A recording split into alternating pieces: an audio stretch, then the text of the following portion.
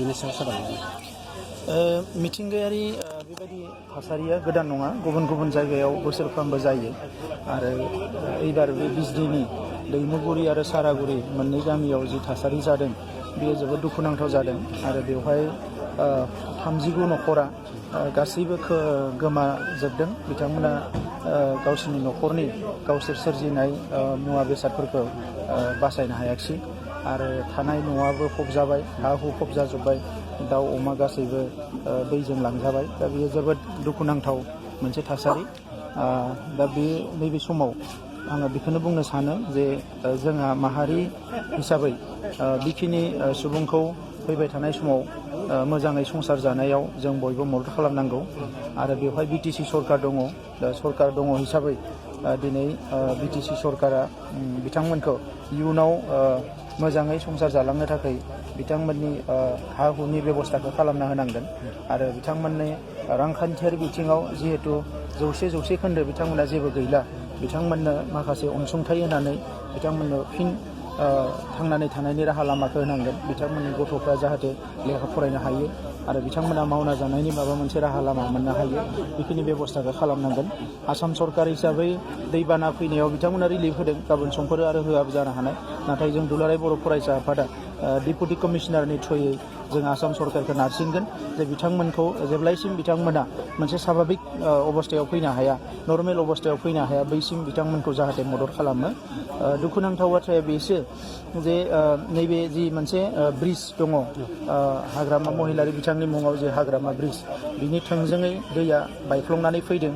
दा बेवहाय जोङो रायजोफ्रा बुंनाय बादिब्ला खोनानो मोन्दों बेवहाय अन्थाइ बाला माने हुखांनानै लांनाय बायदिसिना थासारि जादों। दैजिं फेस्टिभेलाव नाव जावनो माने जावनाय बायदिसिना जादों। दा बेफोरजोंबो दैया एबार मोनसे बोलो होनानै माने बायफ्लंबोदों, बेबायदि मोनसे रायजो राजाफ्रा बेवहाय खोथा बुंदों। दा बेवहाय फरेस्ट डिपार्टमेन्टनि मोनसे दायित्व दङ। दा बिटिसिनि जि फरेस्ट डिपार्टमेन्ट बिथांमोना बिनि सायाव बेबस्था लानांगौ आरो अनलि बे आइन दैमायावल' बिदि जादों नङा, गोबां जायगायाव दायो हा बाला जावखांनाय, अन्थाइ जावखांनायनि मुङाव गोबां इलिगेल जागासिनो दङ। आङो बिटिसिनि सरकारखौ नारसिनो जे बिथांमोना थाबैनो बेवहाय बेबस्था लानांगौ आरो आइ दैमानि जि खुरखानाय बेखौ थाबैनो जेरैखि जाया बेबस्था लाफिननांगोन। बेखौ गावनि दैमाखौ गावनि जि गुबै दाहार बा गुबै लामा बेवहाय लांफिननो थाखाय बेबस्था लानांगोन आरो बिनि थाखाय आसाम सरकार, बिटिसि सरकार मोननैबो सरकारखौ जोङो नारसिनगोन आरो फैबाय थानाय समाव गुबैयै नैबेखिनि बर' न'खरखौ नायनांगौआ जों बयनिबो बिबान। दा बेनिखायनो गुबैयै बेराम आजार जाहाथे जानो हाया, ओंखायनो हेल्थ डिपार्टमेन्टआ खामानि मावनांगोन, दै मोनलोंनायनि थाखाय खामानि मावनांगोन। बे गासैबो बिथिंखौ नोजोर होनो थाखाय आङो बिटिसि सरकारखौ खावलायबाय आरो आङो बे समाव चिरां जिल्ला एबसु, बिजनी दख'रा एबसु आरो रायजो राजाफोरखौ साबायखर बावदों जे बिथांमोनखौ जे बेबायदि दुखुनि समाव अराय सम मदद होदों आरो फैबाय थानाय समाव जोंनिफ्राय जेसेबां मदद जों होथावथाव मदद दङ होनो हायो जों बेखौ होलांबाय थानो नाजागोन।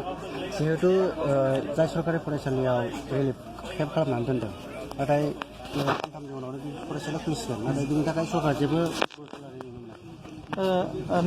बेखौ जोङो बेखौनो नुयो जे सरकारनिफ्राय गुरुत्वआ जोबोद खम, बिसेसके अफिसारफोरनि गुरुत्वआ जोबोद खम जायो। अराय सम बिथांमोना माने नागारनानै सोलिनो नाजायो, बेयो जोबोद दुखुनांथाव।